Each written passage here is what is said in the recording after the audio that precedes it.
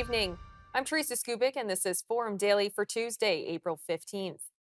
And tonight we start with the leader of the Liberal Party, who, while in Quebec, said that his government will launch a new benefit for mid-career workers in specific sectors, namely manufacturing, healthcare, construction technology, and artificial intelligence, who want to gain new skills.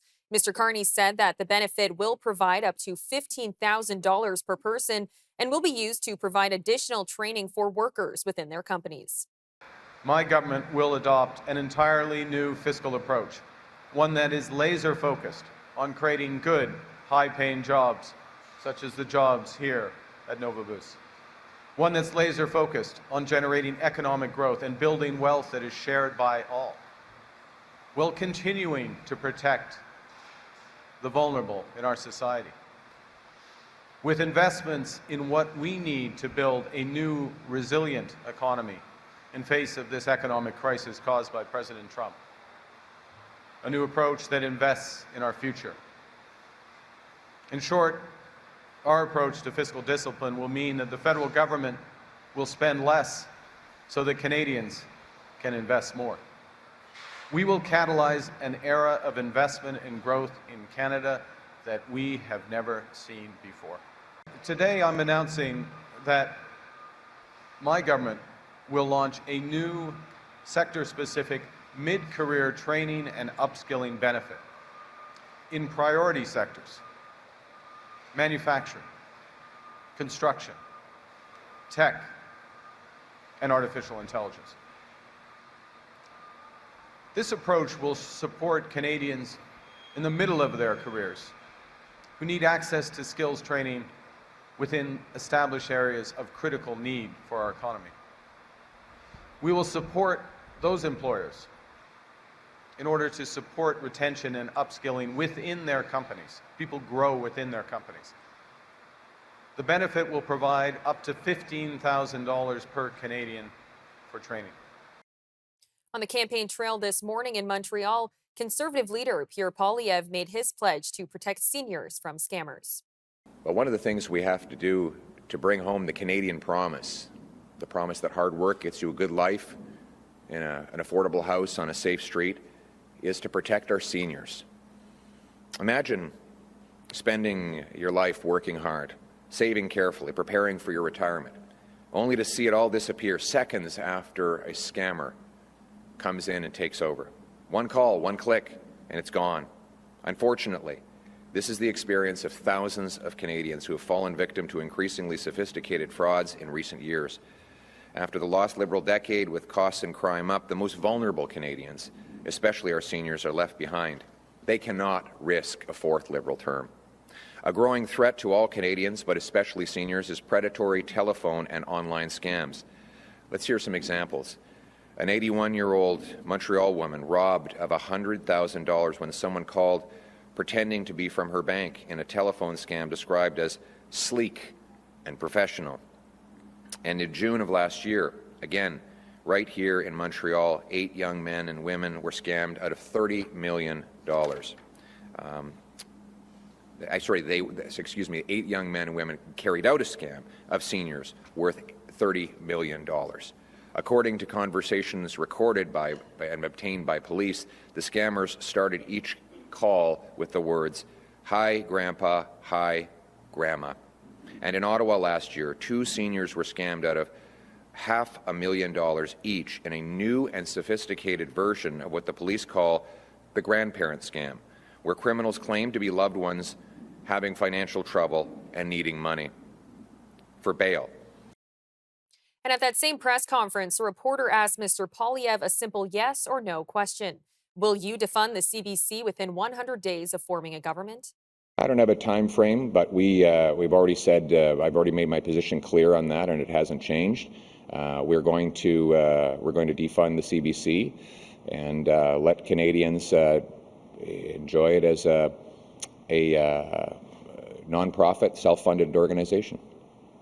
Yeah, which is what I've said all along, while protecting services at Radio-Canada, because without Radio-Canada, the francophones across the country would not have access to that information.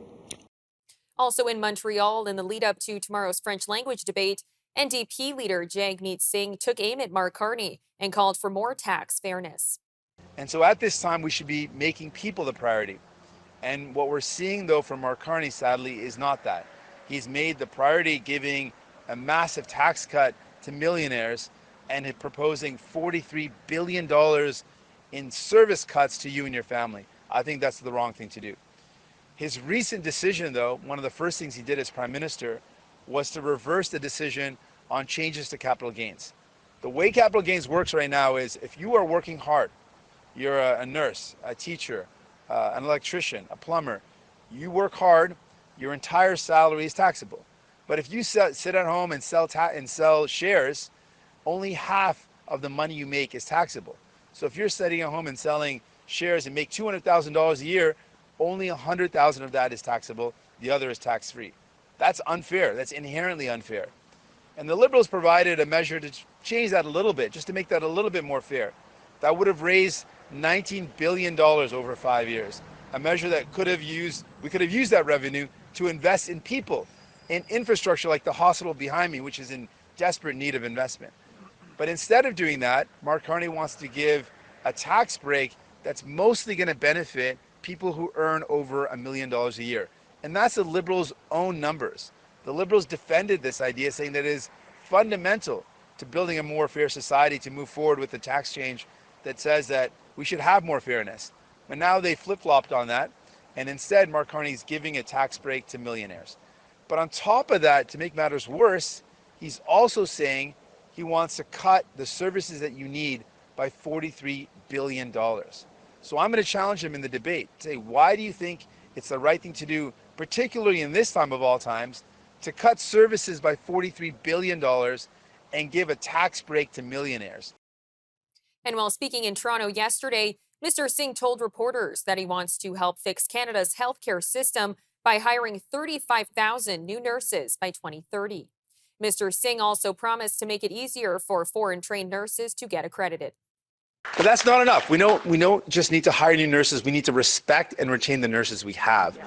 And one of the ways to do that was mentioned. We are committing to ensuring that there is an appropriate ratio between nurses and patients. Nurses want to provide the best care possible, the care that they were trained to do. But they cannot do that if the ratios are not appropriately set. How can a nurse provide the care, the life-saving care, the high-quality care, if they just don't have enough nurses to provide the right ratio? So we need the right ratios. We also know the conditions of work are directly related to the conditions of care. We have good work conditions, safe work conditions, appropriate nurse-patient ratios, and nurses are properly compensated, properly supported for the work they do. We have good outcomes in our healthcare system. He says that while healthcare is a provincial responsibility, his party would tie new federal health transfers to hiring and retention strategies. The leader of the Bloc Québécois, while speaking to the press this morning, faced questions over his view on cracking down on hateful speech and where that may conflict with religious texts. There are verses in the Christian Bible, in the Quran, that, by modern standards would be considered hateful, like the Bible calls for the stoning of gay people. I just want to understand the technical aspects of what you're proposing. If a priest reads in church from the chapter Leviticus in the Bible, which says gay people should be stoned, would that priest be subject to arrest? If we were in the debate, I would be quite clear and severe with that. If a priest, if a representative of any religion, if a believer of any religion whatsoever uses religion to support hate, to support radicalization of our youth, to support a man dominating a woman in any way, I believe this is a crime. It has to be punished as a crime in whatever language for whatever religion. So just to be clear then, those parts of religious books like the Bible, Quran, that make those kinds of references that would be considered hateful today cannot be read in public under the law you're proposing? I believe there's a possible distinction. I will not fall into such an obvious trap. I'm not against any book. I'm not rewriting history. This is not the way things work. Therefore, if a teacher uses this as a teaching tool, it is to be accepted, because we have this strange tendency to rewrite history to make it more nice, and we lie to our young people. So if a teacher uses it as a teaching tool, no problem. If somebody uses it in order to stimulate hate and violence, that's a crime.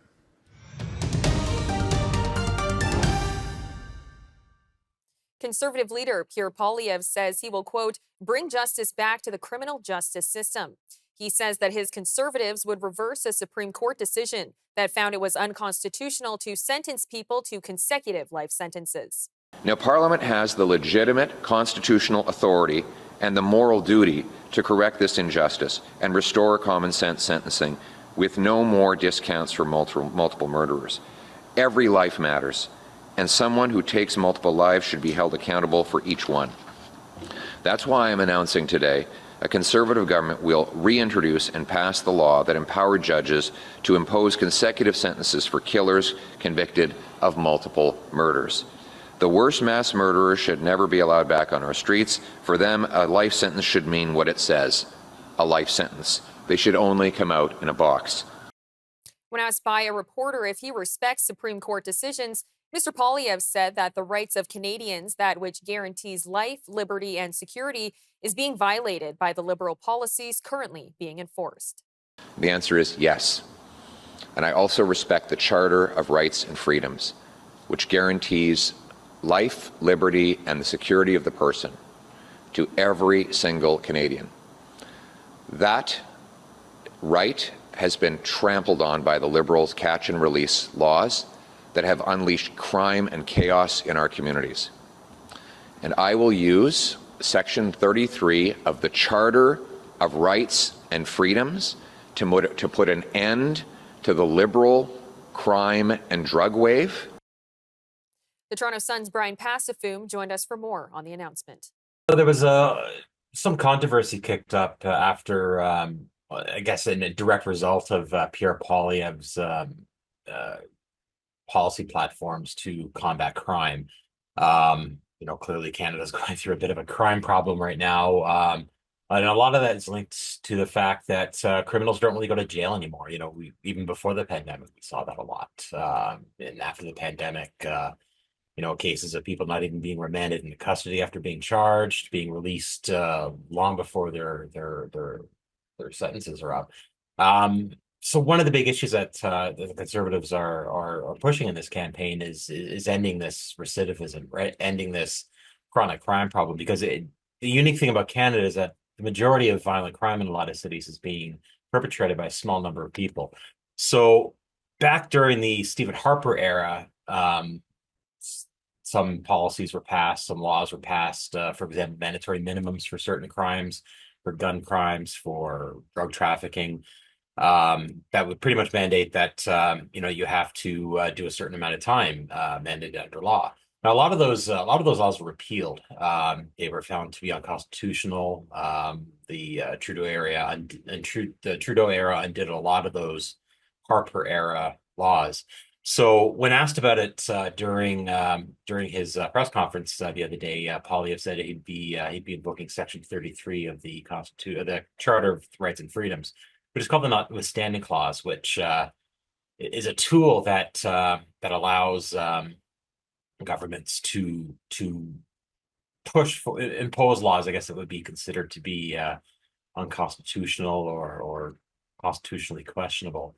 On Monday, Poilievre promised to use this clause to impose consecutive life sentences on people who are convicted of multiple murders, for example, which he would have to use the Notwithstanding Clause because the Supreme Court ruled 2022 that that's that sort of thing violates the Charter. Kind of the big thing that people are pointing out is past precedent on this. For example, like I mentioned before, about how a lot of the Harper era laws were repealed by the Supreme Court. Now, one of the interesting things about the Notwithstanding Clause is that it allows overruling legislation that judges have ruled to be unconstitutional, but it only lasts for five years. So if Poilievre were to successfully invoke this, it would essentially last the lifetime of his government, assuming his government would serve the full term. So Yeah, it's one of those things. It's not a permanent fix, but I think it's he's looking at it as kind of a band-aid to keep this in place and work on larger issues when it comes to crime policy. Our correspondent Wyatt Sharp sat down with Matthew Horwood from the Epic Times to discuss the pivot that the federal election has taken in the polls and what has caused this shift. So perhaps let's just start out, if we look to a few months ago, the election has really pivoted from where we were then. It seems as if, Pierre Poilievre being ahead in some cases back then, even by, 29% was, I think, the extent of it in some of these polls. Now you're seeing Mark Carney projected to win a majority government, perhaps even upwards of 200 seats. Again, really just a complete reversal of what we saw. Why is that from your perspective? Yeah, it's a totally different election from a couple months ago, and I think there's three big factors. One would obviously be Justin Trudeau stepping down and Mark Carney becoming the Prime Minister, and then we have Donald Trump's threat of tariffs and using economic force to annex Canada. That, of course, has freaked out a lot of people, and I think it's led to a rally around the flag effect with a lot of people. They've seen a popularity of the leader come back. And then, of course, we have the carbon tax, which Pierre Poilievre had made the central issue around cost of living in the campaign. And on Mark Carney's first day in office, he reduces that to zero. So that really throws the Conservatives for a loop, and it makes it a lot more difficult to portray themselves as the best options for Canadians at this time. And so do you think, by Mark Carney canceling the capital gains increase, canceling the consumer carbon tax, doing these types of things to disassociate himself from Justin Trudeau, while Pierre Poilievre still tries to make the connection to Justin Trudeau, well, there really isn't much of a connection to be made anymore. Is that part of the reason why the Conservatives have fallen behind, or is it just Mark Carney is a stronger alternative at this point? Yeah, it's certainly a factor. I mean, we've seen Poilievre try to tie Justin Trudeau to Mark Carney and the legacy of the Liberals, and he makes the connection of, after the last 10 years of Liberals, of the Liberal government, Canada is broken. But, I mean, Mark Carney is an outsider. He was not in government, and I think that's why the Liberal Party chose him to be the leader. And so it makes it very difficult for Poilievre to make that connection. And I think, distinguishing himself by canceling the carbon tax, getting rid of the capital gains tax, not talking about the same sort of, maybe the Conservatives would call woke issues that Justin Trudeau was focused on, that really makes it hard for Poilievre to pivot, and he has to change up his whole ground game in the way he portrays Mark Carney and tries to connect him back to the Liberals. And just lastly here, if we're looking at kind of the two resumes of both Pierre Poilievre and Mark Carney, that's something Mark Carney and the Liberals are talking a lot about, obviously, being former Bank of Canada governor, Bank of England, and then talking about Pierre Poilievre, who's been the MP for Carleton since he was 21 years old. Is that kind of a factor, or, again, are Canadians just more focused on looking at the issues and perhaps, at least, again, based off of the polls, assuming that Mark Carney has more fiscal experience to deal with some of these, issues that are kind of shaping our political climate right now? Yeah, I think it favors Mark Carney in a lot of ways. I mean, being the former Bank of Canada governor for two developed nations, having a history at Brookfield Assets, a multi-billion-dollar company, that can be a liability because the Conservatives have been trying to tie that back to his assets and what he was doing while he was at Brookfield, his connections to the Chinese government. But at the same time, as the Liberals say, you have Pierre Poilievre, who only knows being in government. He's been in there for 20 years and he's a career politician, versus somebody like Mark Carney who, as he says, understands economics, understands how countries works, has a grasp on these larger issues. It looks a little bit more difficult for Poilievre to differentiate themselves. But I think the issues around Canada and its relationship with the U.S. is the main issue. And when you have Donald Trump speaking with Mark Carney and saying after the phone call, it was a great phone call, we're getting along well, we're going to speak about this after the election, that makes it especially difficult for Pierre Poilievre to portray himself as the best person to handle that issue, especially when he can't be the one discussing these issues with Donald Trump. And that might just be the issue that cements this election as a Liberal minority or majority government. Okay, we'll leave it there. Matthew Horwood, thank you. Thank you. All right, Teresa, we'll send it back to you. A man who authorities say scaled an iron security fence in the middle of the night, eluded police, and broke into the Pennsylvania governor's mansion and set a fire is being treated at a hospital after an unrelated medical event. Authorities say that Cody Bomber had planned to beat Governor Josh Shapiro with a small sledgehammer early Sunday. The fire left significant damage and forced Mr. Shapiro, his family, and guests to evacuate the building. Mr. Shapiro addressed the press, thanking people for their prayers and well wishes, and called this type of violence, quote, not okay. This type of violence is not okay.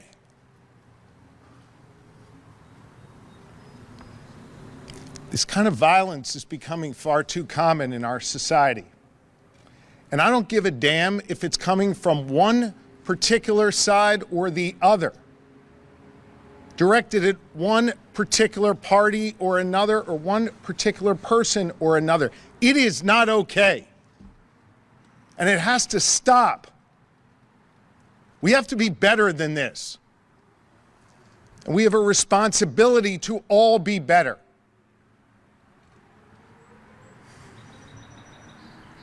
Second, if this individual was trying to deter me from doing my job as your governor, rest assured I will find a way to work even harder than I was just yesterday for the good people of Pennsylvania.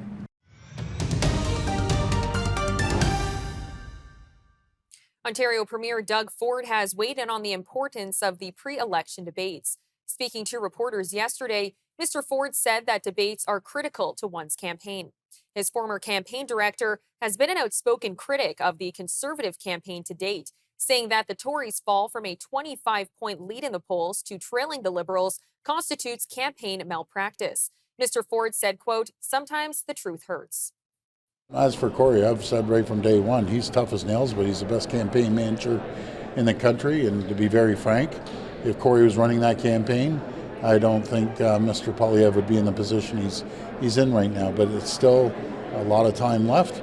We still have debates. At the end of the day, the people will decide which way they want this country to move forward. But sometimes the truth hurts. Our correspondent Wyatt Sharp joined us to discuss Doug Ford's comment and the speculation that Mr. Ford would prefer a Liberal government.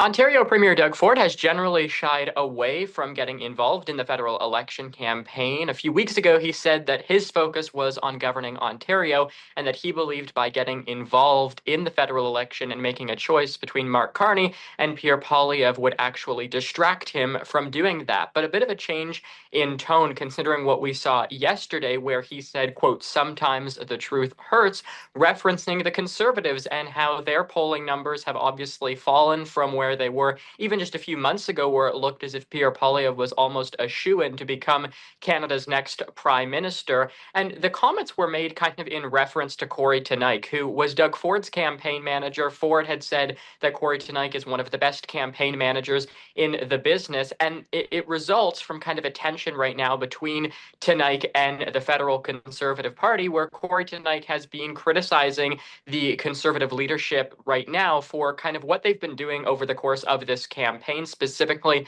their approach on dealing with things like Donald Trump. They've said, time and time again, the Conservatives, for example, that Donald Trump obviously is bad for Canada, that they're looking to impose retaliatory tariffs. But Teneycke was suggesting maybe it's time to move away from talking about tariffs and actually talk about some of the other issues that are impacting Canadians, things like the cost of living, energy, a number of other issues as well. Housing certainly is one of them. And so Ford and Teneycke are obviously longtime friends. They go back and forth. And so Doug Ford is defending Corey Teneycke in this instance. But it has a lot of people wondering as well. Doug Ford has a very good relationship with many people from Justin Trudeau's time, certainly with Chrystia Freeland, who is now the internal trade minister. And as they look to potentially make internal trade between all of the provinces and create kind of more of a free trade agreement between all of the provinces, that partnership could be very valuable. So you have some pundits even, skepticizing as to maybe Doug Ford would actually be more happy with a Mark Carney and a Liberal government. And perhaps that is the reason why, A, he has not come out and openly defended Pierre Poilievre and the Conservatives, as you've seen the likes of Scott Moe and Danielle Smith doing, and instead taking a more balanced and nuanced approach to dealing with the conversation. Members of Prince Edward Island's tourism industry say that Ottawa's decision to cap international student permits will lead to labor shortages in the sector. Holland College announced last week that due to the cap and the drop in enrollment, it would end 8 programs, including 3 that train students in the hospitality sector. The CEO of the Tourism Association of PEI said operators of hotels, restaurants, and festivals have relied on the programs as a pipeline of employees. California's Governor Gavin Newsom announced on social media today a new program aimed at encouraging Canadians to vacation in California. The Golden State and Canada have always shared so much in common. Sure, you know who's trying to stir things up back in D.C., but don't let that ruin your beach plans. California, it's the ultimate playground. 2,000 miles from Washington and a world away in mindset. From our iconic beaches and national parks to world-class wine, food, and outdoor adventure, there's something here for everyone. Last year, nearly 2 million Canadians visited California, because here in California, we've got plenty of sunshine and a whole lot of love for our neighbors up north. The U.S. Travel Association warned in February that even a 10% reduction in Canadian inbound tourism could translate to $2.1 billion in lost spending and 140,000 jobs jeopardized in the hospitality and related sectors. A decline of more than 30% in Canadian visitors would translate to more than $6 billion in losses to the U.S. economy in 2025. And U.S. President Donald Trump says he might temporarily exempt the auto industry from tariffs he previously imposed on the sector to give car makers time to adjust their supply chains. Mr. Trump told reporters on Monday that automakers need a little bit of time to relocate production to the U.S. Yesterday, you mentioned short-lived product exemptions. Which specific products are you considering, and how long is short-lived? Weeks, months? I'm looking at something to help some of the car companies where they're switching to parts that were made in Canada, Mexico, and other places, and they need a little bit of time because they're going to make them here, but they need a little bit of time. So I'm talking about things like that. What about any Apple products, other cell phones? Look, I'm a very flexible person. I don't change my mind, but I'm flexible. And you have to be. You just can't have a wall and you'll only go. No, sometimes you have to go around it, under it, or above it. There'll be maybe things coming up. I speak to Tim Cook. I helped Tim Cook recently, and that whole business. I don't want to hurt anybody, but the end result is we're going to get to the position of greatness for our country. We're the greatest economic power in the world if we're smart. If we're not smart, we're going to hurt our country. Mr. Trump's onslaught of import taxes has panicked financial markets and raised deep concerns from Wall Street economists about a possible recession. The chief economist for the Northern Trust global financial firm warns damage to consumer business and market confidence may be irreversible. During a policy announcement today, Mr. Carney said he spoke with CEOs of automakers in Canada and around the world. He re-upped a Liberal government proposal to launch a strategic fund for auto workers impacted by tariffs and a proposal to build out Canada's supply chain, and said that President Trump's tariffs are an attempt to pull apart the integrated sector. This gives us a sense of the scale of the attack on our auto sector and our other sectors. But I will speak, Trina, since you went directly to auto, I'll speak directly to auto. And one other word of context, which is the North American automobile sector is the most integrated industrial manufacturing sector in the world, particularly the Canadian-U.S. Auto sector. And so President Trump's tariffs are an attempt in some degree to pull apart that integration and the benefits that come from that integration, benefits to the United States, benefits to Canada, benefits to Mexico. And we are seeing some of the impacts in the short term of that with layoffs for some of our automakers, potential shifts in production if this situation remains. Huge increase in costs ultimately to American consumers, obviously to Canadian consumers. Our focus is on jobs and growth here in Canada. It's misguided, it's not going to work, and we're already seeing some of the changes to the approach. For example, the floating of the Americans, following the Canadian example, I would add, of exempting auto parts from the tariffs. They say temporarily. I think in the end that will be permanent, quite frankly. Now, have I spoken to? Yes, this is a short answer. I have had a number of conversations with the CEOs of automakers, not just the CEOs in Canada, but the global CEOs of the automakers, as have my colleagues, other ministers, including the Minister of Finance, but not limited to the Minister of Finance. Minister of Industry would be another example. So we are very seized with the issues. We're on top of the issues. It is one of the reasons, and we have done several things in terms of support, both in terms of financing support, liquidity support, the strategic fund that we announced 2 weeks ago in Windsor, the $2 billion fund, to build out Canadian supply chain as part of the response. The core element, though, is going to be what is negotiated between Canada and the United States, between the Prime Minister of Canada and the President of the United States, when those negotiations begin in 2 weeks. And the core question is who's going to be at the table for Canada. I'm running hard so that I can be at the table for Canada to win for Canadian workers. Federal NDP leader Jagmeet Singh was asked what his party would propose to prevent companies from moving production out of Canada. Noting that Canada has made big investments in the auto sector and related infrastructure, Mr. Singh said that companies, quote, shouldn't think that they can take those investments out of our country. Asset stripping is something we certainly want to protect against. We made big investments in the automobile sector. The government invested in infrastructure. Companies shouldn't think that they can take those investments out of our country. And so that's one thing.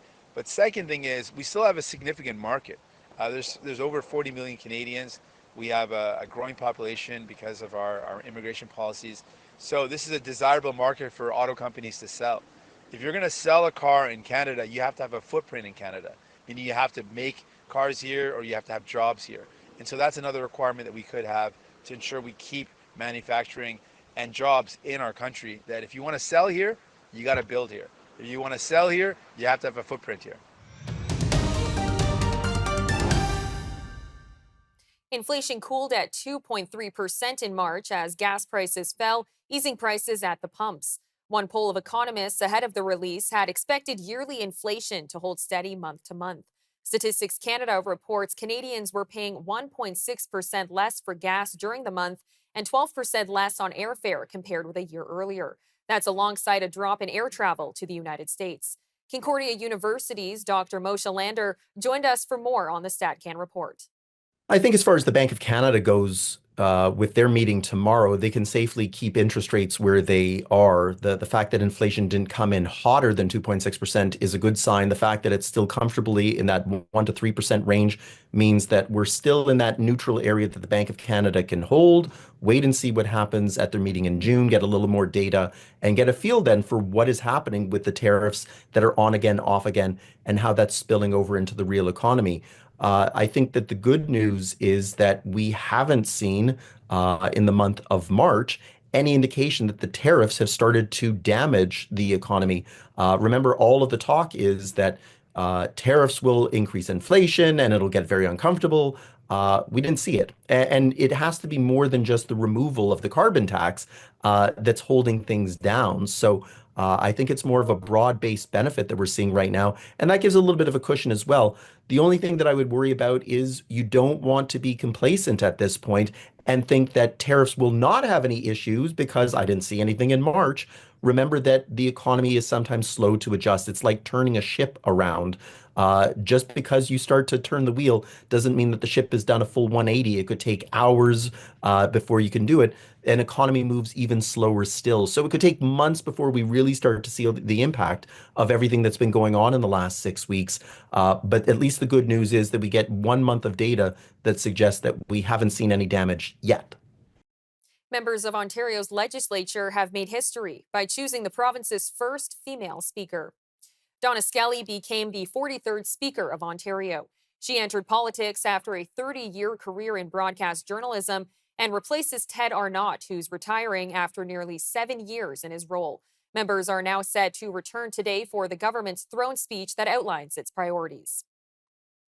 Manitoba is freezing some electricity exports to the U.S. by not renewing 2 contracts with Minnesota. Premier Wab Kinew says that the contracts are set to expire at the end of this month and will make 500 megawatts of hydroelectric power available for Canada. Okay, reliable people and reliable power. That is Manitoba. So I have an order here to bring back 500 megawatts of power that we're currently exporting to the United States of America. And I have an order here to dedicate 50 of those megawatts of power to stand up a new transmission line to Nunavut. Now you're all supposed to applaud, like we see on TV. So everyone's been watching what's happening across the country and thinking a lot about Canadian sovereignty. Manitoba has a wealth of Manitoba hydroelectric resources, and we should use them as a province to light up the north, to light up Western Canada, and to help us build trade corridors. We're looking for opportunities to make our economy stronger, right across the true north, strong and free. And I want Manitoba to be a leader, just like you, in that project of building up Canadian sovereignty. So over the past number of months, we've been working with Manitoba Hydro to assess the needs here in the province and also to talk about how we're going to build up the future of our economy. And so I want to say, first and foremost, we are a reliable partner when it comes to electricity.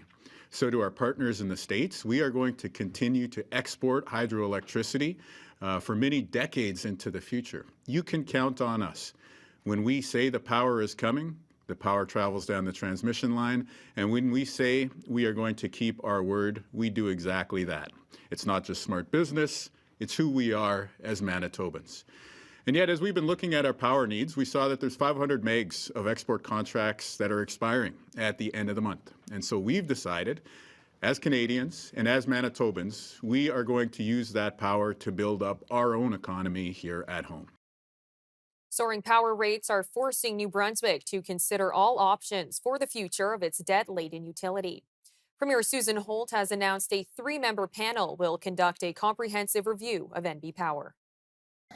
We are here today because we have been listening to New Brunswickers for many months, and we have been hearing their worries and frustrations and concerns about rising power bills. Excuse me. Nous sommes ici parce que nous avons... We are here today because we heard from New Brunswickers their frustration. We're listening when they were sharing with us their concerns and their worries during the last few months about electricity rates in New Brunswick. We understand that frustration and that those worries. And something that the whole government takes very seriously. We are taking action. Today, we are formally announcing a comprehensive review of Energy New Brunswick. A comprehensive review of NB Power will be undertaken. This review will be independent and at arm's length from government to ensure that we get the right options and solutions from the process. We need to ensure the financial sustainability of NB Power and the financial sustainability of NB Power's customers. Energy Minister Renee Legacy said that the review will focus on 4 areas, including fiscal sustainability. But he says that the review will be separate from an ongoing audit at NB Power related to a more than 20% spike in power bills over the last 2 years. France's Justice Minister says that multiple prisons in France have been attacked, with reports of gunfire and arson. France's anti-terrorism prosecutors department is investigating the attacks alongside the National Security Agency, while local media reports claim the attacks were coordinated. Vehicles were set on fire in prison parking lots, while a prison in the southern city of Toulon was fired at with automatic weapons. France's Justice Minister posted on X saying, quote, "Attempts have been made to intimidate staff in several prisons, ranging from burning vehicles to firing automatic weapons." Hungary's parliament has passed an amendment to the constitution that allows the government to ban public events by LGBTQ+ communities. Legal scholars and critics call Monday's decision another step toward a dictatorship as the populist government continues to restrict LGBTQ+ rights. The amendment declares that children's rights to moral, physical, and spiritual development supersede any fundamental right other than the right to life. That includes the right to peacefully assemble. A U.S. federal prosecutor says lawyers for music mogul Sean Diddy Combs are looking for excuses to delay his sex trafficking trial, slated to start in 3 weeks. Assistant U.S. Attorney Christy Slavic requested at a hearing yesterday that Combs be prosecuted on the latest version of an indictment against him that added 2 new charges this month.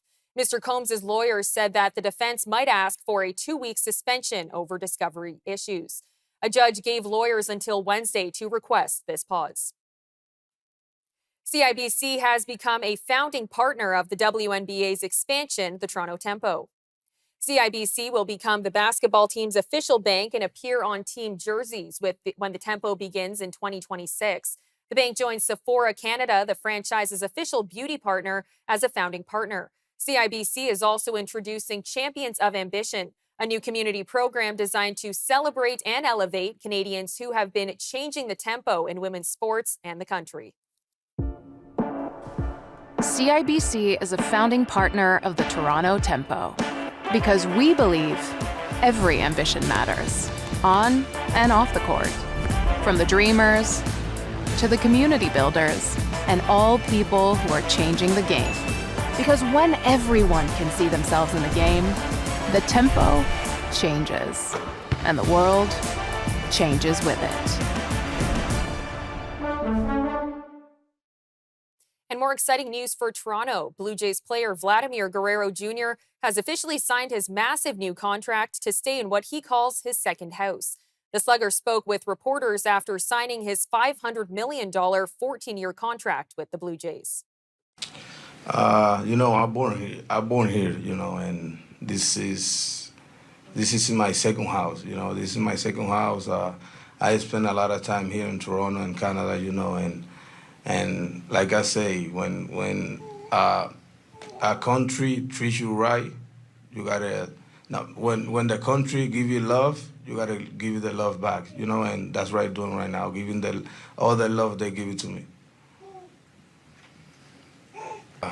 She asked me 2 weeks ago if we're gonna stay here, and I think that moment was a little bit emotional for me because I don't know what I had to say, but when I called her and told him we're gonna spend for 14 more years in Toronto, she is trying, go off and start crying, and so she made me cry, but that she's here, so.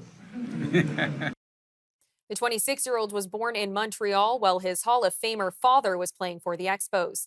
The younger Guerrero first signed with the Blue Jays as a 16-year-old in 2015 and made his big league debut in 2019. I'm Teresa Skupik, and that'll do it for your look at national and international news for today. Good night, Canada.